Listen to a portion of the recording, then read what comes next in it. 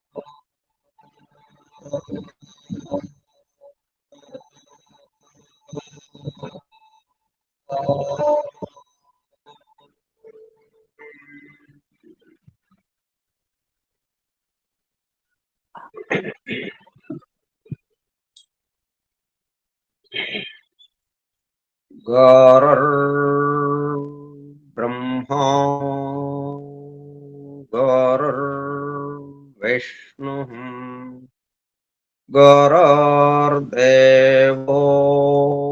महेश्वरः गुरुः साक्षात् परं ब्रह्म तस्मै श्री गुरवे नमः। व्यासं वसिष्ठनप्तारं शक्तेः पौत्रमकल्मषम् पराशरात्मजं वन्दे सुखतातं तपोनिधिम् शुक्लाम्बरधरं विष्णुं शशिवर्णं चतुर्भुजं प्रसन्नवदनं ध्यायेत् सर्वविघ्नोपशान्तये। अगज आनन पद्मार्कं गजाननमहर्निशम् अनेकदं तं भक्तानाम् एकदन्तमुपास्महे। वक्रतुण्डमहाकाय कोटिसूर्यसमप्रभा निर्विघ्नं कुरु मे देव सर्वकार्येषु सर्वदा। सरस्वती नमस्तुभ्यं वरदे कामरूपिणी वेद्यारम्भं करिष्यामि सिद्धिर्भवतु मे सदा। ॐ भूर्भुवः स्वः ॐ तत्सवितुर्वरेण्यम् भर्गो देवस्य धीमहि धियो यो नः प्रचोदयात्।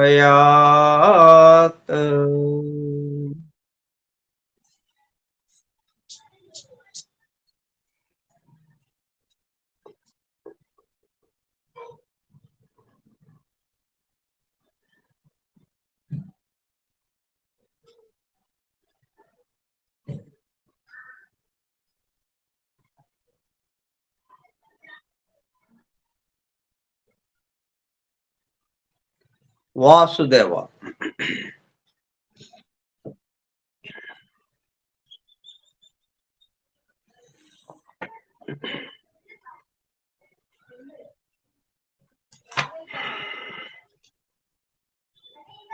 ఫోరం ఫర్ ట్రూత్ సీకర్స్, సత్యాన్వేషకుల బృందము, పరమ గురువులు హెలినా పెట్రోనా బ్లవట్స్కీ ద్వారా సమస్త మానవాళి ఆధ్యాత్మిక అభివృద్ధి పరిపూర్ణతల కొరకు అందించిన పరమాద్భుత దివ్య గ్రంథము ద సీక్రెట్ డాక్ట్రైన్ రహస్య సత్య సూత్రము వాల్యూమ్ 1 కాస్మోజెనసిస్ ప్రథమ సంపుటము బ్రహ్మాండోత్పత్తి క్రమము part 1 cosmic evolution and 7 stanzas from the book of Dzyan Dzyan గ్రంథములోనే 7 శ్లోకములలో వివరింపబడిన బ్రహ్మాండ పరిణామం 7 స్టాంజాస్ లో వివరింపబడిన బ్రహ్మాండ పరిణామం గ్రంథ పఠనము అధ్యయనము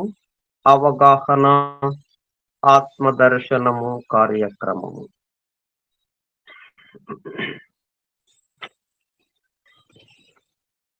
270వ పాఠము 4/8/2025 సోమవారము సాయంత్రం 4:30 గంటలు. The secret doctrine Skype group లో సుదూర ప్రాంతాలలో ఎవరింట్లో వారు హాయిగా విశ్రాంతి తీసుకుంటూ ఏకకాలంలో ఒకేసారి ఏమి చేస్తున్నాము వింటున్నాము. ఏమి వింటున్నాము?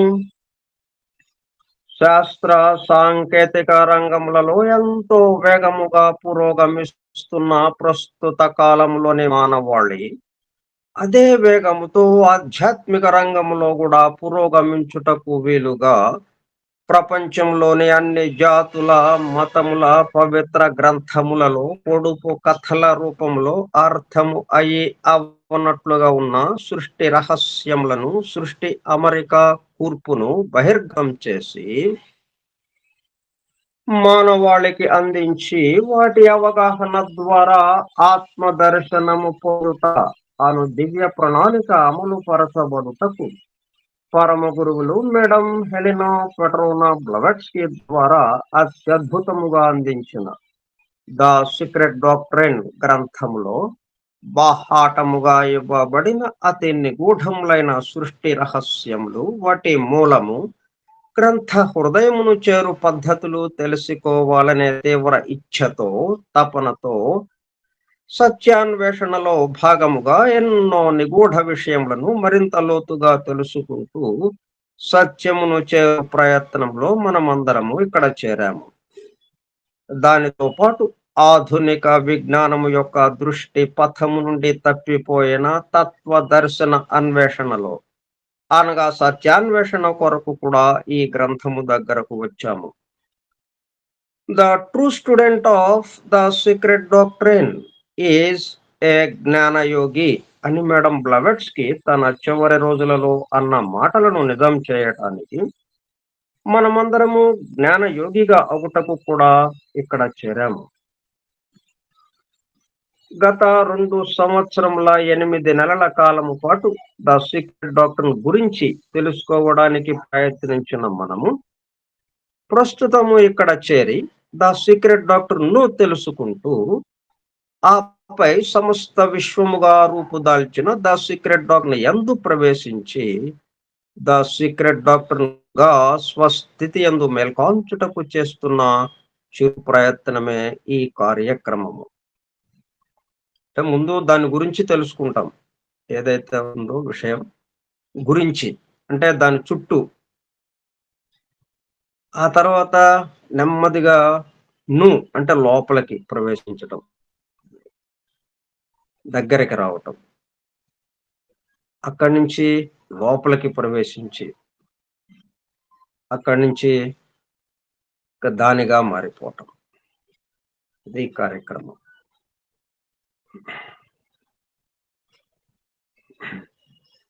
ఈ సూత్రం దేనికైనా పనికొస్తుంది. ఉన్న విషయం కూడా ఇదే. ఏదైనా కానీ దాని గురించి ముందు తెలుసుకోవడానికి ప్రయత్నం చేస్తాం. ఆ తర్వాత కొంచెం దగ్గరికి సమీపిస్తాం, తర్వాత లోనికి ప్రవేశిస్తాం, దానిగా మారిపోతాం. ఎందుకంటే ఎక్కడ ఉన్నది దైవమే కాబట్టి, దైవం తప్ప ఇంకోటేమీ ఇక్కడ లేదు కాబట్టి.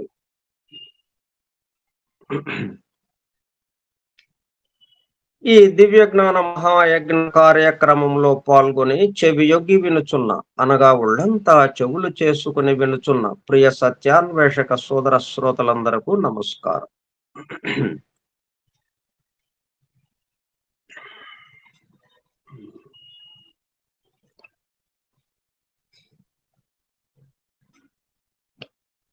అని బెసెంట్ ద్వారా ప్రసాదింపబడిన universal prayer invocation. O hidden life, vibrant in every atom. Oh, hidden light, shining in every creature. Oh, hidden love, embracing all in oneness. May each who feels himself as one with thee know he is also one with every other.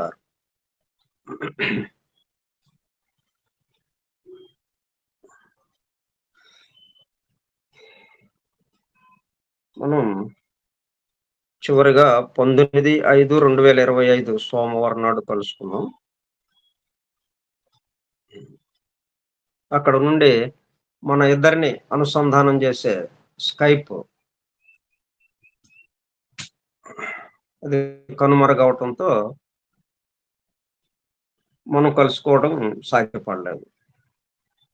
తర్వాత Telegram అన్న దానిని స్వీకరించి దాని ద్వారా మనం ఇద్దరము మరలా కలుసుకోవటం జరిగింది. అది ఈ రోజు నుంచి మనం పునః ప్రారంభించుకుంటున్నాం.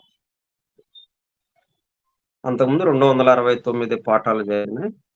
Stanza 1 book of Dzyan, book of Dhyan కూడా అంటుంటారు. బుక్ ఆఫ్ ద్విజన్ అంటే ఏది తెలియబడితే సర్వము తెలియబడుతుందో అన్నట్టుగా రెండవ జన్మ. ఆ ఆ స్టాంజాస్ మనం పఠిస్తే రెండవ జన్మలకి వెళ్ళినట్టుగా, రెండవ జన్మ వచ్చినట్టుగా. రెండవ జన్మ అంటే జనన మరణం లేని. ఇప్పుడున్న జన్మ ఏంటి? జనన మరణాలు ఉన్నది.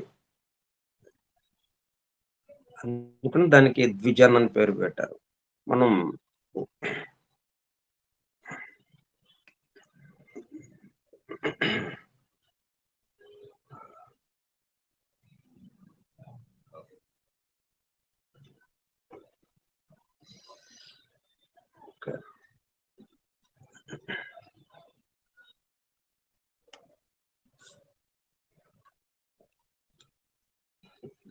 మనం ముందుగా స్టాంజా 1లో ఉన్నటువంటి 9 శ్లోకాలు అది ఒకసారి గుర్తుకు చేసుకుందాం.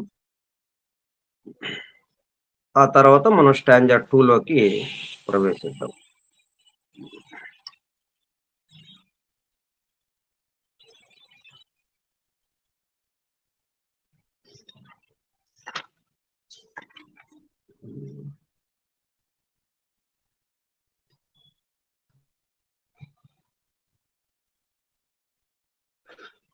స్టాంజా 1 శ్లోక 1.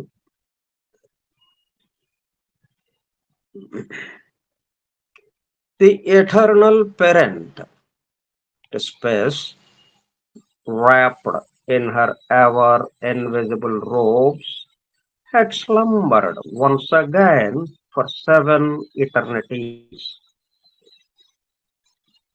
అర్ధనారీశ్వర తత్వంలో ఒకరైన అమ్మల గన్నయమ్మ, ముగ్గురమ్మల మూలపుటమ్మ, ఆది పరాశక్తి అయిన జగన్మాత ఎన్నటికీ గోచరము కాని తన 7 పొరల ఆచ్ఛాదనలచే కప్పబడి అనంతకాల ప్రవాహంలో 7 మహాశాశ్వత కాలావధుల పాటు యథాపూర్వము వలనే కునుకు తీస్తున్నది, నిద్రిస్తున్నది. అంటే ప్రళయ స్థితితో మనకి ఈ సృష్టిని గురించిన వివరం అందివ్వటం ప్రారంభించారు.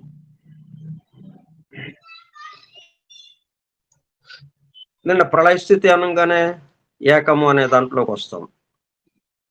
మొత్తం కరిగిపోయిన స్థితి. నిద్రలో మనకు మనమే లేని స్థితిలో ఎలాగైతే ఉంటామో అట్లా సమస్తము లేని స్థితిలోకి వచ్చేస్తాం. లేదు అనే స్థితి అంటే శూన్య స్థితి ఉంది అంటే ఏంటి? ఉన్నదనే స్థితి ఉంది అని అర్థం. ప్రస్తుతానికి అది కనపట్లేదు. నిద్రపోతున్నాం. అంత మాత్రాన మనము ఉన్నాము. మన ఆలోచనలు, మన వృత్తి, ఉద్యోగ, వ్యాపారాలు, మన కుటుంబ సంబంధ బాంధవ్యాలు ఇవన్నీ ఉన్నాయి. అయినా ప్రస్తుతము లేదు. నిద్రలో ఉన్నాం. మనకెట్లాగైతే ఉందో.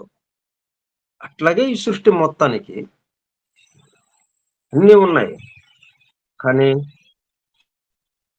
కునుకు తీసేటప్పుడు కల్లా ఈ సమస్తము లేనట్టుగా ఉందన్నమాట.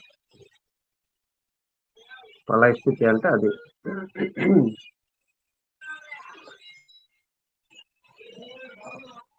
తర్వాత శ్లోకము 2. Time was not, for it lay asleep in the infinite bosom of duration. కాలమా నీవెక్కడ? అనంత కాలావధి హృదయంలో రహస్యముగా ఉంచబడిన కాలము నిద్రిస్తూ కనుమరుగైనది. ఇక కనబడదు కాలము, లేదు ఇక కాలము. ఎందుకంటే కాలము ని గమనించడం లేకపోవటంలో అవన్నీ లేవు అని తెలుస్తుంది. కానీ కాలం జరుగుతూనే ఉంది. అది జరగకపోతే మళ్ళీ ప్రళయ స్థితి పూర్తయిపోయి సృష్టి స్థితిలోకి రావడానికి, మన్వంతరంలోకి రావడానికి వీలు పడదు. మన్వంతరంలోకి రావాలి అంటే ఈ ప్రళయ స్థితి కదులుతూ ఉండాలి. ప్రయాణిస్తూ ఉండాలి. సూర్యుడు అస్తమించాడు. అస్తమించిన తర్వాత కదలిక ఆగిపోతే ఇక ఉదయం లేదు. సూర్యోదయం లేదింకా. కాబట్టి సూర్యాస్తమయం అయిన తర్వాత సూర్యుడు రాత్రంతా ప్రయాణం చేస్తూ మళ్ళా ఉదయించే చోటకి చేరుతాడు. చేరి అక్కడ ఉదయిస్తాడు. అట్లా అంటే కాలం ఉన్నట్టే కదా! ప్రయాణం చేస్తున్నామంటే కాలం ఉన్నట్టు. కానీ కాలం లేనట్టుగా ఇప్పుడు అయిపోయింది మనకి. కాలము స్తంభించిపోయింది అన్నట్టుగా. 3వ శ్లోకం. Universal mind was not, for there were no he, అంటే celestial beings, to contain, hence to manifest it. To contain it, hence to manifest.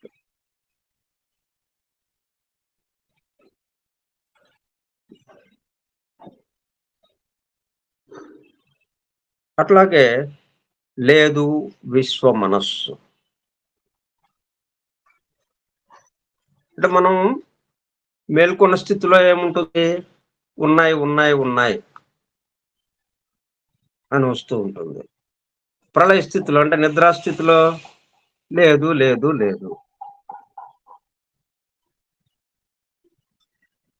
అలాగే లేదు విశ్వ మనస్సు. ఇందులో కనుక తమ ధ్యానము ద్వారా వెలుగును ప్రసరింపచేసి అవ్యక్త స్థితి నుండి వ్యక్త స్థితిలోనికి సృష్టిని తీసుకువచ్చే విశ్వ మనస్సును కలుగజేసే ధ్యాన చోహానులు లేరు కనుక. అంటే ఈ సృష్టి ప్రళయం నుంచి సృష్టి స్థితిలోకి రావాలి అంటే పనిచేసే వాళ్ళు ధ్యాన చోహాన్లు. అంటే వాళ్ళు పని చేయకుండా ఆగిపోయారా? ఇక్కడ ఏదైతే మనం లేదు లేదు లేదు అంటున్నామో అన్నీ ఉన్నాయి. వారి వారి కర్తవ్యాలను నిర్వహిస్తూ ఉన్నారు. ఇక్కడ ఏది ఆగలేదు. మనం పడుకున్నాం, జీర్ణ వ్యవస్థ తన పనిని ఆపిందా? దేహం, గుండె కొట్టుకోవటం, ఊపిరితిత్తులు ఊపిరి తీసుకోవటం సమస్తము పనిచేస్తూనే ఉన్నాయి. కానీ లేదు లేదు లేదు అంటున్నాం.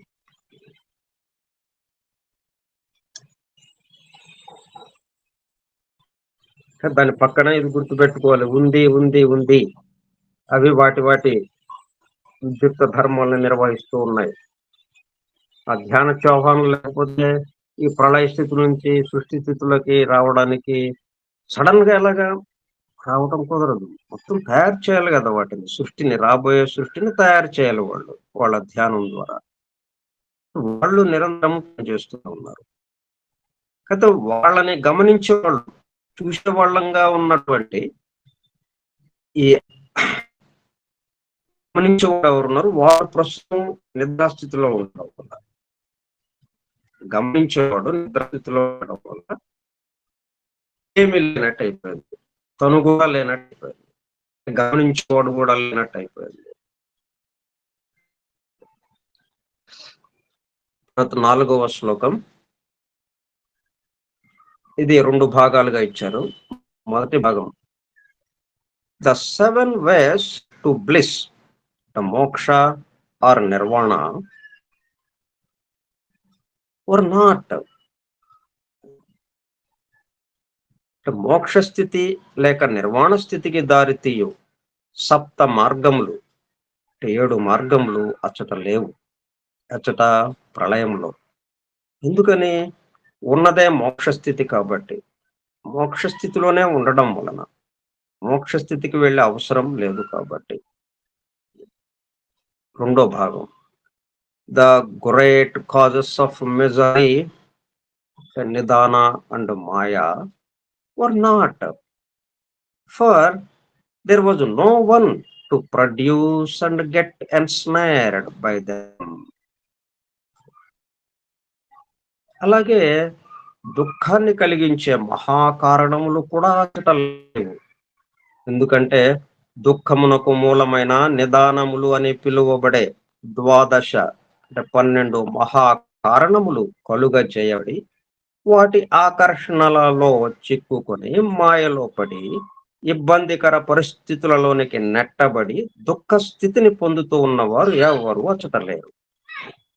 దుఃఖ స్థితి ఉంటే కదా దాని నుంచి విడిపడి మోక్ష స్థితికి వెళ్ళాలి అన్న దాన్ని వెళ్ళటానికి. దుఃఖ స్థితి అక్కడ లేదు, పొందుతూ ఉన్నవారు ఎవరు అచ్చట లేరు.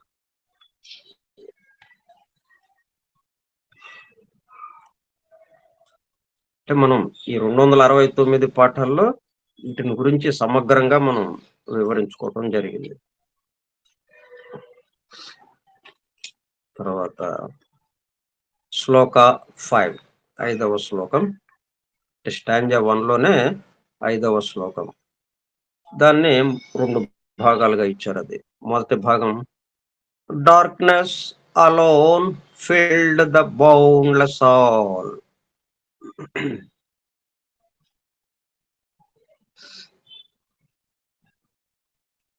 శాశ్వతముగా ఎల్లప్పుడూ ఉండే తనలో వెలుగులను నింపుకున్న అచ్చపు చీకటి మాత్రమే ఒంటరిగా ఏకాంత స్థితిలో ఎల్లలు లేని దిగంతాల పర్యంతము తానై అనంతముగా వ్యాపించి ఉన్నది. Darkness alone filled the boundless all. రెండో భాగం, for father, mother and son were once more one, and the son had not awakened yet for the new veil and his pilgrimage thereon. ఇందులో కనగా యథాపూర్వము వలనే ప్రళయ స్థితిలో తండ్రి, తల్లి మరియు తనయుడు ముగ్గురు కలిసి ఏకమవడం వలన చూచేవాడు, చూడడం మరియు చూడబడేది అక్కడ లేకపోవడం వలన, ఎక్కడ ప్రళయ స్థితిలో. ఎందుకని? సమస్త వ్యక్త సృష్టి అచ్చపు వెలుగుల చీకటిలో కరగి అవ్యక్త స్థితిలో ఉండడం వలన. అలాగే వ్యక్త అవ్యక్త స్థితులను కలిగిన సృష్టి అను తనయుడు మరలా వ్యక్తమై నూతన కాలచక్ర భ్రమణంలోనికి ప్రవేశించి తన సుదీర్ఘ యాత్రకు మహాప్రస్థానమునకు అంకురార్పణ చేయుటకు ఇంకనూ మేల్కొంచటలేదు. అందువలన తనలో వెలుగులను నింపుకున్న అచ్చపు చీకటి మాత్రమే ప్రస్తుతము రాజ్యమేలుచున్నది. తర్వాత స్టాంజా 1 శ్లోక 6, 6వ శ్లోకం. ఇది 3 భాగాలుగా ఇచ్చారు. 1, the 7 sublime lords and the 7 truths had ceased to be. సాధ్యులు అని పురాణ వాంగ్మయము వ్యవహరించుతున్న సర్వాంతర్యామి యొక్క మూడు బిడ్డలైన అత్యున్నత సూక్ష్మ రూపములోనున్న విశ్వే దేవతలు లేక విశ్వ ప్రభువులు ఏడుగురును మరియు వారి నుండి ఒక్కొక్క పరివర్తనలో ఒక్కొక్క బోధిసత్వుని ద్వారా వెలువడే 7 మహాసత్యములను వాటి వాటి కార్యకలాపములు నిలుపుదల చేయబడినవి, స్తంభింపబడినవి.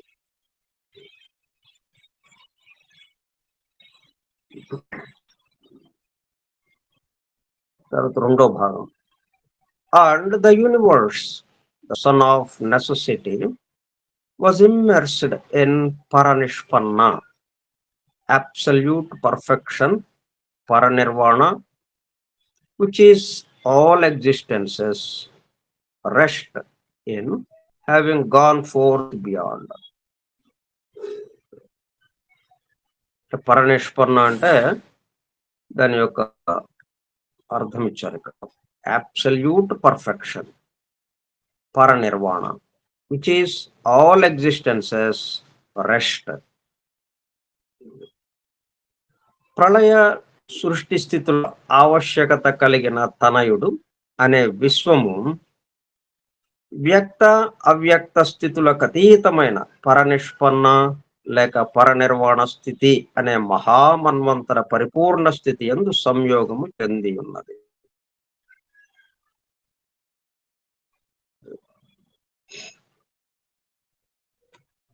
ఇక మూడవ భాగం. To be outbreathed by that which is and that is not was.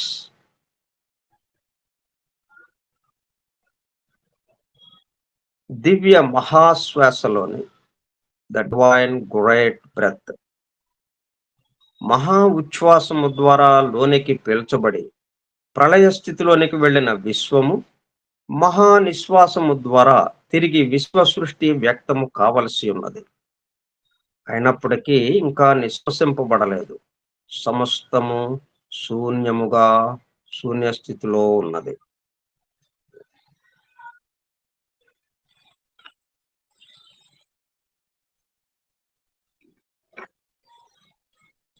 Shloka 7,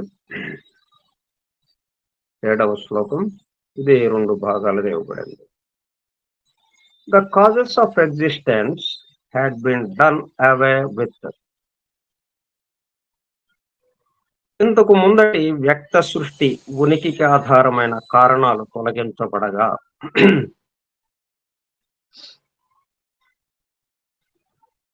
the causes of existence అంటే వ్యక్తమవడం అనేది ఎఫెక్ట్ గా, కార్యములుగా,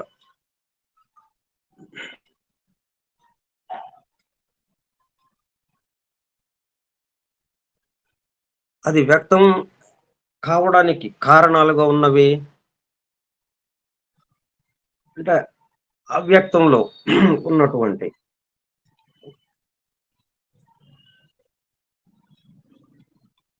అవ్యక్తము కారణముగా వ్యక్తాన్ని దాని నుంచి ప్రసవించడం, అవ్యక్తము వ్యక్తాన్ని ప్రసవించడం, ఇది కార్యముగా, కారణము కార్యము, కాజ్ అండ్ ఎఫెక్ట్. ఇప్పుడు ఏముంది? The causes of existence had been done away with.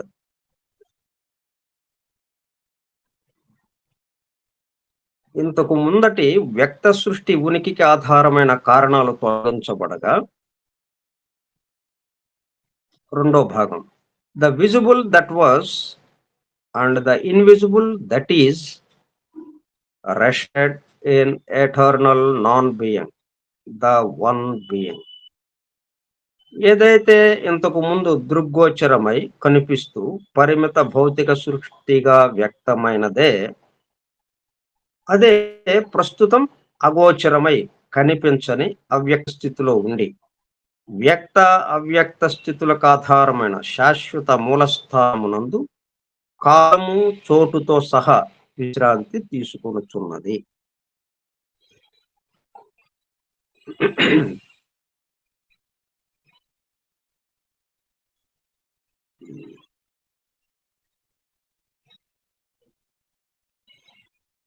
శ్లోక 8, 8వ శ్లోకము. అది 2 భాగాలుగా ఇవ్వబడింది. ఏ alone the one form of existence, stretched, boundless, infinite, causeless, in dreamless sleep. బహురూపంబులు ఏకరూపంబై, హద్దులు లేని, అంతము లేని, కారణాలు లేని దిగంతాల పర్యంతం విస్తరించి, జాగ్రత్త స్వప్న అవస్థలను దాటి గాఢ సుషుప్తిలో కరగిపోవంట.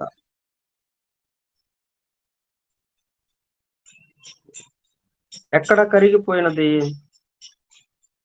కరిగి ఉన్నప్పుడు ఉన్న స్థితి ఏమిటి? స్పందనముగా ప్రాణము, చైతన్యముగా ప్రజ్ఞ కలిసి పనిచేయుచున్న హృదయ స్పందనము, మహదాకాశమంతా విస్తరించిన సర్వ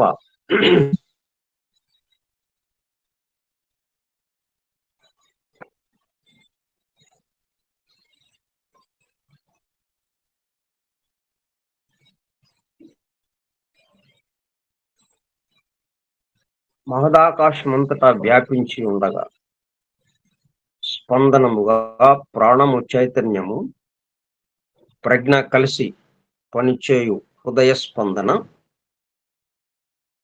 ఎరుకలేని, తెలియని, స్పృహలో లేని విధముగా తెలియబడనప్పటికీ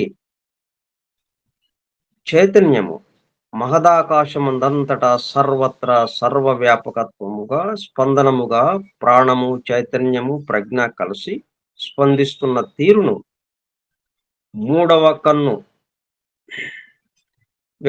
వికాసము చెందిన తెరచుకున్న దివ్య చక్షువు కలవారు మాత్రము అనుభూతి చెందుతున్నారు.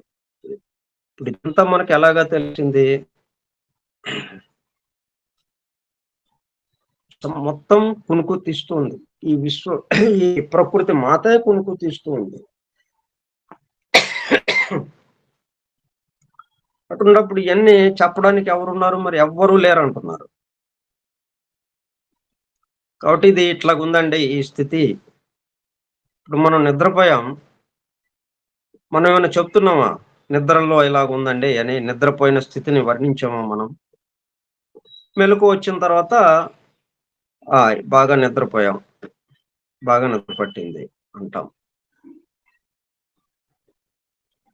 మరి దాన్ని వర్ణించడానికి మనం లేము అక్కడ అన్నట్టుగా ఉన్నది. మరి ఎలాగా తెలిసింది ఇదంతా అంటే,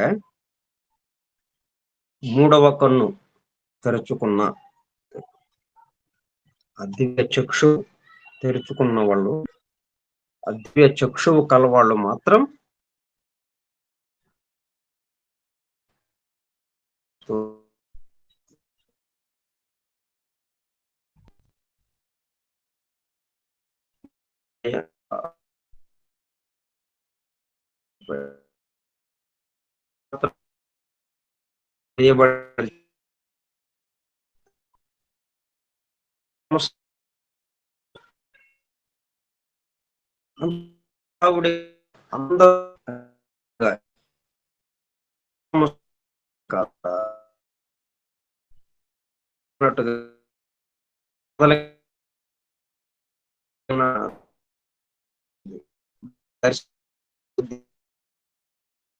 వాళ్ళ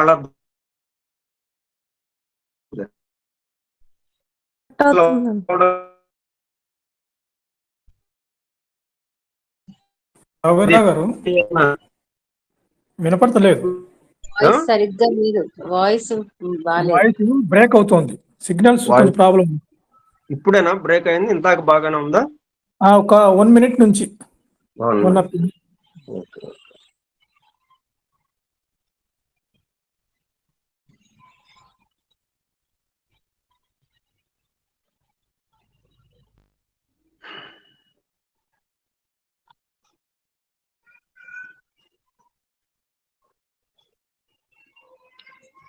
హలో, ఇప్పుడు బాగా వినిపిస్తుందండి? Okay sir. Okay, thank you.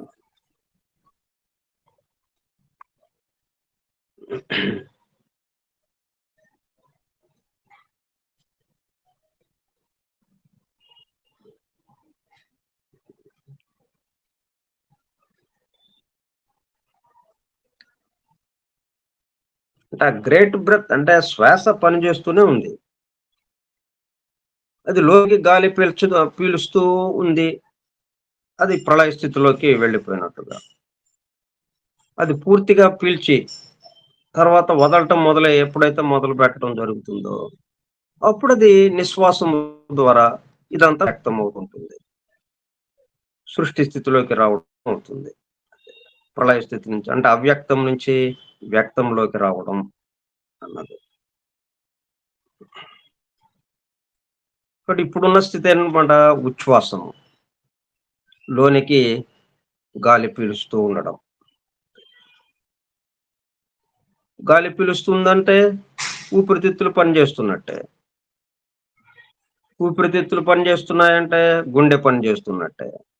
ఆ హృదయ స్పందనము అన్ని పనిచేస్తున్నట్టే. ఇక అట్లా అయితే మరి మనకి తెలియటం లేదు. మరి నిద్రపోయినప్పుడు మనకి ఎట్లా ఉంది స్థితి? మేల్కొన్న తర్వాత కదా నిద్రపోయామన్న విషయం తెలుస్తుంది. నిద్రపోతున్నప్పుడు కూడా మనకు తెలియదు. నిద్ర పట్టేసింది. ఏమో ఎప్పుడు పట్టిందో మరి ఎట్లా పట్టిందో తెలియదు. నిద్రలోకి వెళ్ళిపోయాం అంటాం, మేల్కాంచం అంటాం. మేల్కాంచిన తర్వాత నిద్రపోయామండి, బాగా నిద్ర పట్టిందండి, నిద్రపోయాం. అది అంటే మిగతా అన్ని జరుగుతూనే ఉన్నాయి. అయితే ఇక్కడ ఏంటన్నమాట,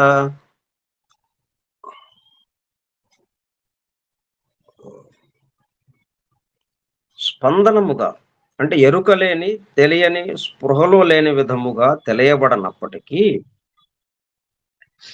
జీవ చైతన్యము మహదాకాశమంతటా సర్వత్రా సర్వవ్యాపకత్వము స్పందనముగా ప్రాణము చైతన్యముగా ప్రజ్ఞ కలిసి స్పందిస్తున్న తీరును మూడవ కన్ను వికసించిన తెరచుకున్న దివ్య చక్షువు కలవారు మాత్రము అనుభూతి చెందుతున్నారు. వాళ్ళకి మాత్రం తెలుస్తుంది. అంటే ఈ ఉచ్ఛ్వాసం కూడా వాళ్ళకి తెలుస్తుంది. అవ్యక్తము, ప్రళయ స్థితి కూడా వాళ్ళకి తెలుస్తుంది. రెండో భాగం ఏంటంటే, and life pulsated unconscious in universal space throughout that all presence, which is sensed by the opened eye of the Dhamma.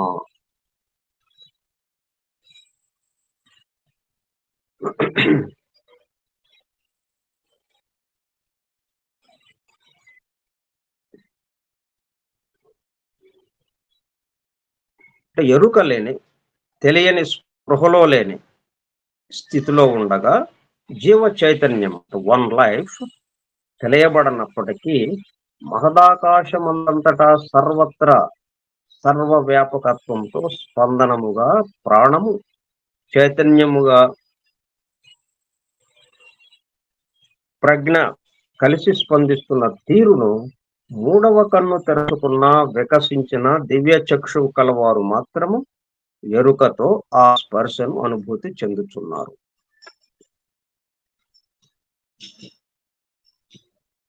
Open eye of the డాంగ్మా.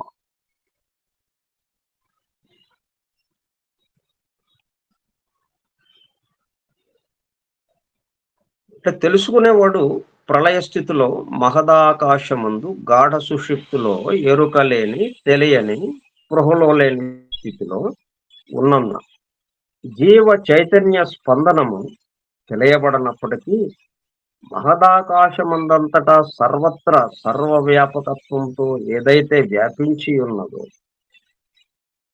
దాని యందంతటా స్పందిస్తున్న జీవ చైతన్య స్పందనమును మూడవ కన్ను తెరచుకున్న వికసించిన దివ్య చక్షువు కలవారు మాత్రము ఎరుకతో దాని స్పర్శను అనుభూతి చెందుతున్నారు. ఇప్పుడు మూడవ కన్ను తెరుచుకున్న వాళ్ళు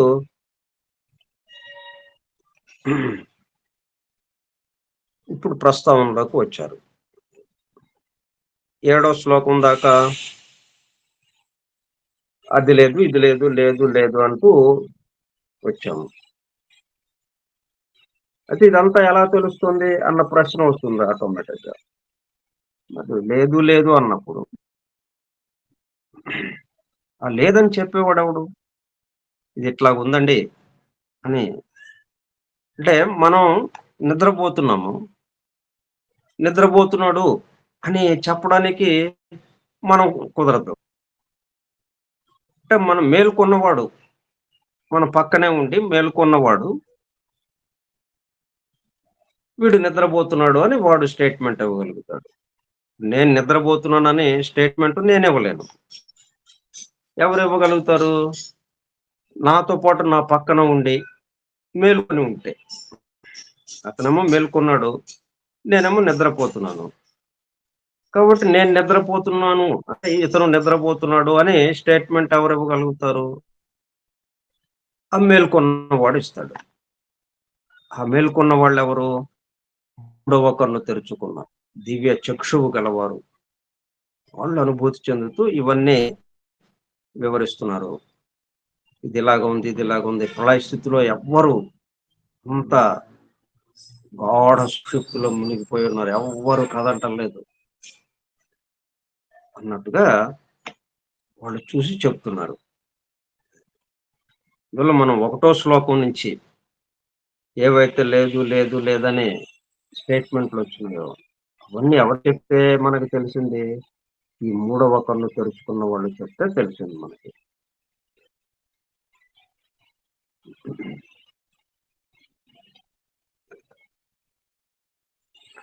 ఇంకా 9వ శ్లోకం. But where was the dogma when the alaya of the universe was in paramartha? మరి మొత్తం కలిసిపోయింది అంటున్నాం కదా, మరి వీళ్ళు కూడా దాంట్లో కలిసిపోవాలి కదా. మొత్తం అసలు విశ్వమే ఆలయ అంటే విశ్వానికి సంబంధించిన విశ్వ మనస్సు. విశ్వ మనస్సే లేదు. లేనప్పుడు ఆ విశ్వ మనస్సుతో పాటు వీళ్ళు కూడా కలిసిపోవాలి. వీళ్ళు ఎక్కడ ఉంటారు మరి? వీళ్ళు ఉండటానికి అవకాశం లేదు. But where was the Dangma అంటే మూడవ దివ్య చక్షువు తెరుచుకున్న వాళ్ళు ఎక్కడ ఉన్నారు? విశ్వ మనస్సే మొత్తం ఆ పరమార్థ స్థితిలోకి వెళ్ళిపోయింది. The highest soul as the basis of all anima mandi was in paramartha.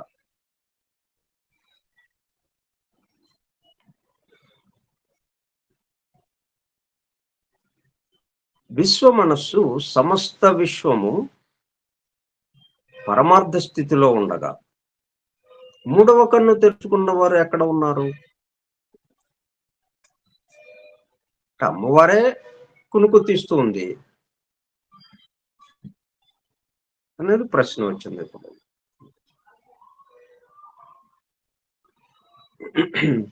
అంటే ప్రశ్నల ద్వారా వాటికి సమాధానాలు పొందడంలో ఆ జ్ఞానం మనం తెలుసుకోవటానికి, మనం అనుభూతి చెందటానికి.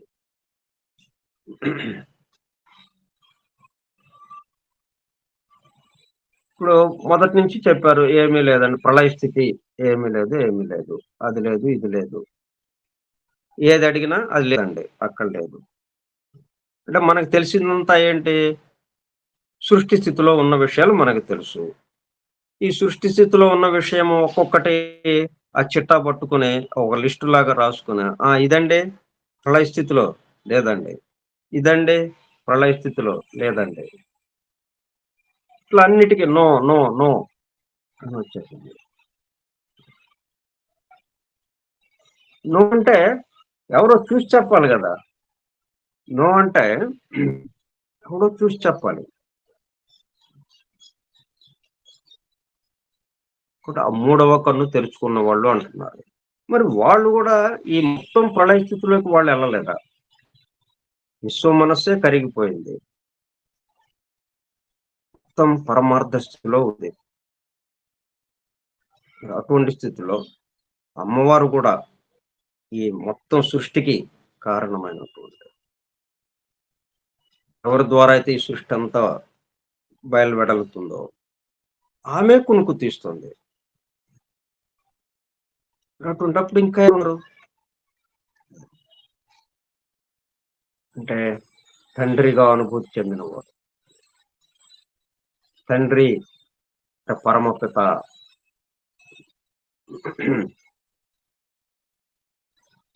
ఈ ముగ్గురికి ఆధారమైన బ్యాక్గ్రౌండ్ కాన్షియస్నెస్ ఏదైతే ఉందో ఆ కాన్షియస్నెస్ లో అనుభూతి చెందుతూ ఉన్నవాళ్ళు.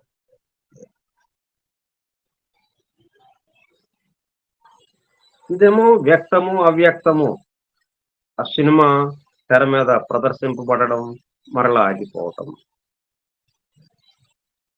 కానీ తెర అలాగే ఉంది. ప్రదర్శించబడేటప్పుడు తెర ఉంది, ప్రదర్శింపబడక ముందు తెర ఉంది, ప్రదర్శన ఆపేసిన తర్వాత తెర ఉంది. అంటే ప్రళయ స్థితిలోనూ తెర ఉంది, సృష్టి స్థితిలోనూ తెర ఉంది. కాబట్టి ఆ తెరని ఎవరైతే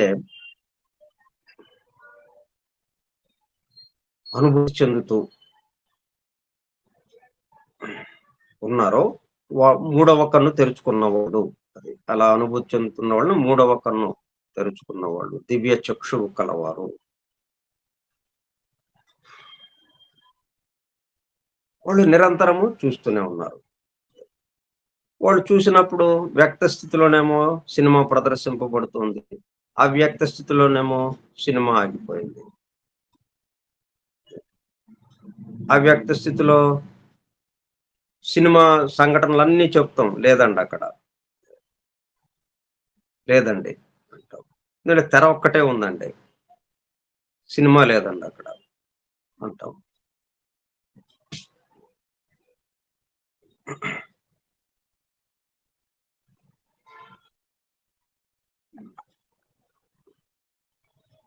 ఆ విధంగా but where was the Dhamma when the alaya of the universe, soul as the basis of all anima mandi, was in Paramartha.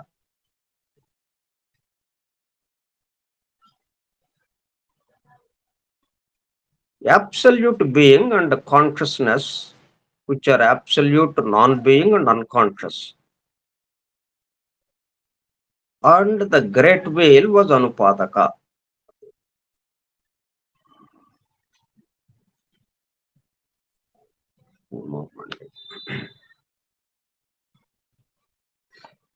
ఇది రెండో భాగం, 9వ శ్లోకం యొక్క రెండో భాగం.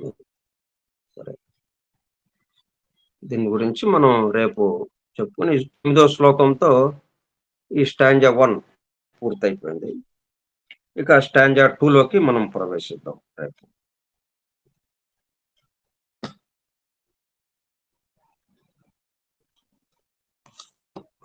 స్టాంజా 2.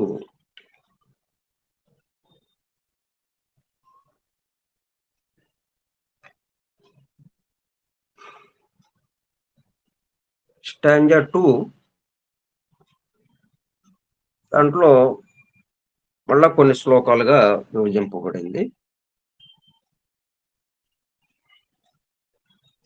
స్టాంజా 2.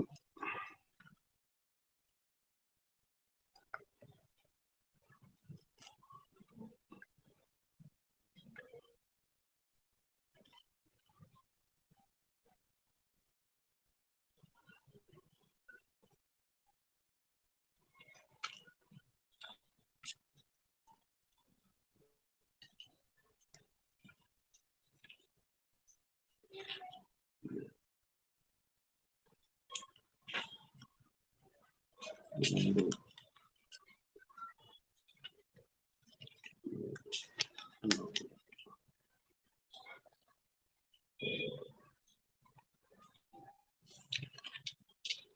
6 శ్లోకాలు ఉన్నాయి దీంట్లో. ఇక ప్రళయ స్థితి నుంచి సృష్టి స్థితిలోకి, అంటే ఉచ్ఛ్వాసము పూర్తయింది, నిశ్వాసము ఇక ఎట్లా రాబోతోంది, అలాగే ప్రళయ స్థితి నుంచి సృష్టి స్థితి ఎట్లా అది రాబోతుంది ఆ స్థితి అన్న విషయం మనకి 2వ స్టాంజాలో వివరింపబడుతుంది. మొదటి శ్లోకం ఏంటంటే 2 భాగాలుగా ఉంది అది. Where were the builders, builders అనేటప్పుడు కల్లా మరి అంటే ఖాళీ చోటు, ఒక నిర్మాణం జరగాలి. నిర్మాణం జరగాలంటే అక్కడ ఖాళీగా ఉండాలి ఏదో ఒకటి, కాబట్టి చోటు.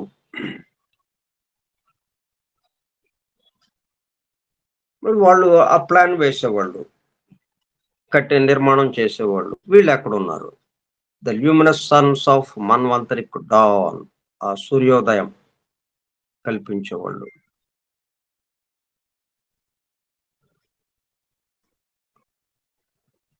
అంటే మన్వంతరపు ఉషోదయ వెలుగుల బిడ్డలైన సృష్టి పునర్నిర్మాణ వ్యూహకర్తలు ఉన్నారా? ఉంటే ఎక్కడ ఉన్నారు?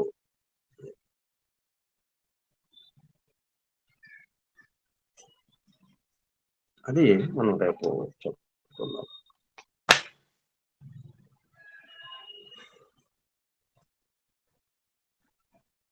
ద సీక్రెట్ డాక్టర్ అంతా ఏంటంటే ఉన్న విషయం ఎట్లా జరుగుతుంది, ఈ సృష్టి కానీ ప్రళయము కానీ, సృష్టి స్థితి కానీ ప్రళయ స్థితి కానీ, వీటన్నిటికీ ఆధారంగా ఉన్న ఆ మూలం ఎవరైతే ఉన్నారో వాడి నుంచి ఎలాగా వస్తుంది, వాడిలోకి ఎలాగా వెళ్తుంది, ఇట్లా ఉన్న ఏర్పాటు గురించి మాత్రమే చెప్పబడింది ఇక్కడ. ఎందుకని? ఉన్న ఏర్పాటు తెలిస్తే, అది ఎట్లాగిచ్చారు, మనలో కూడా అదే ఏర్పాటు ఉంది.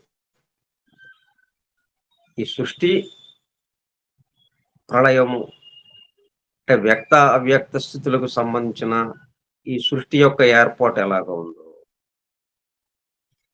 మనలో కూడా అదే ఏర్పాటు ఉంది.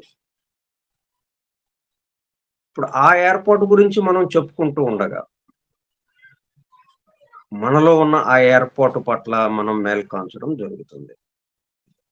మనలో ఉన్న ఆ ఏర్పాటు పట్ల మేల్కాంచుతూ ఉంటే ఈ సమస్త ముందు మనం వ్యాప్తం అవటం జరుగుతుంది. అంటే దేహం వరకు మనం ప్రస్తుతం ఉన్నాం, దేహం వరకు మొత్తం ఆక్రమించి ఉన్నాం. ఎక్కడ కూడా ఈ దేహంలో ఈ భాగంలో నేను లేనండి అని అనటానికి లేదు కదా. వేలు చివర కూడా, వేలు కొస ఏదన్నా గుచ్చుకుంటే వెంటనే మనకి తెలిసిపోతుంది. అట్లా మన శిరస్సు నుంచి పాదం దాకా ఈ దేహంలో ఎక్కడ ఏది జరిగినా వెంటనే తెలిసిపోతుంది. అంటే ఆ మొత్తం మనం వ్యాప్తి చెంది ఉన్నాం కాబట్టి, దేహం అంతా ఎలాగ వ్యాప్తి చెంది ఉన్నామో ఇప్పుడు మన విశ్వమంతా వ్యాప్తి చెందటం. ఎందుకంటే మన అసలు స్థితి అది. విశ్వమంతా వ్యాప్తి చెందిన స్థితి మనది. కానీ ఈ సృష్టి అంటే తాను పెక్కులు కావాలి అన్న ఈ సంకల్పం ద్వారా ఏం జరిగింది, పరిమితం అవటం జరిగింది. మన దేహం వరకే వ్యాప్తి చెందటం అక్కడితో ఆగిపోయాం. ఈ పరిమిత స్థితి నుంచి అపరిమిత స్థితిలోకి వెళ్ళటానికి, అంటే జనన మరణాలు ఉన్న స్థితి నుంచి, అంటే అవ్యక్తము అంటే సృష్టి ప్రళయము. సృష్టి కాసేపు ఉంటుంది, కాసేపు ప్రళయ స్థితిలోకి వెళ్ళిపోతుంది. ఇట్లా రెండుగా జరుగుతుంది. ఏదో ఒక్క స్థితి ఉండడం లేదు ఎప్పుడు. కానీ ఒక్క స్థితి ఉన్నది ఒకటి ఉంది. కదలిక లేకుండా స్థిరముగా మొత్తం వ్యాపించి, ఎట్లాగైతే సినిమాకి తెర ఎలాగో ఉందో, తెర కదలదు. సినిమా మాత్రం అన్ని ప్రపంచమంతా తిప్పి చూపిస్తూ ఉంటారు మనకి. అన్ని రకాల వ్యక్తులను చూపిస్తారు. ఎన్నో విశేషాలు చూపిస్తారు మనకి. ఎక్కడికెక్కడికో తీసుకువెళ్తారు. అరణ్యాల్లోకి, గుహల్లోకి, హిమాలయ పర్వతాలు అంటారు. ఇంకా విదేశాల్లో ఉన్న పర్వతాలు, నయాగరా జలపాతం, ఎక్కడికెక్కడికో తీసుకెళ్ళిపోతారు. కానీ తెర వెళ్ళదు. తెర అక్కడే ఉంటుంది అన్నట్టుగా మొత్తంలో వ్యాపించి ఉన్నాడు కాబట్టి వాడు ఇంకా ఎక్కడికి కదలటానికి లేదు. ఇప్పుడు మనం కదులుతున్నామంటే దేహం వరకే పరిమితంగా ఉన్నాం కాబట్టి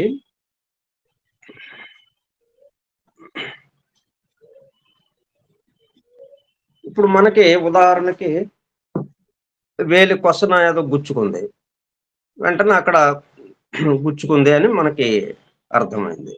ఎందుకని? అక్కడ కూడా మనం ఉన్నాం కాబట్టి. అట్లా దేహంలో మొత్తం వ్యాపించి ఉన్నాం. అంతేగాని ఆ కొసలో గుచ్చిన తర్వాత మనం అక్కడికి ప్రయాణం చేసి ఎక్కడో వేరే ఒక చోట ఉన్నాము, అక్కడి నుంచి ఆ వేలు కొస దగ్గరికి ప్రయాణం చేసి అక్కడ గుచ్చుకున్న విషయం తెలుసుకుని మళ్ళీ ఇక్కడికి ఎక్కడికో వచ్చి చెప్పడం ఇట్లాగా లేదు. మనం కదలలేదు ఇక. నేను అని మనం ఏదైతే అంటున్నామో ఈ దేహం పరిమితమైనప్పటికీ, ఈ దేహం వరకే మనం ఉన్నాము అనే భావన ఉన్నప్పటికీ మనం కదలం. అంటే కదలిక లేకుండా స్థిరంగా ఉన్న నేను అన్నది దేహం వరకు ఉంది ప్రస్తుతం. అది ఈ విశ్వవ్యాప్తం అవటం.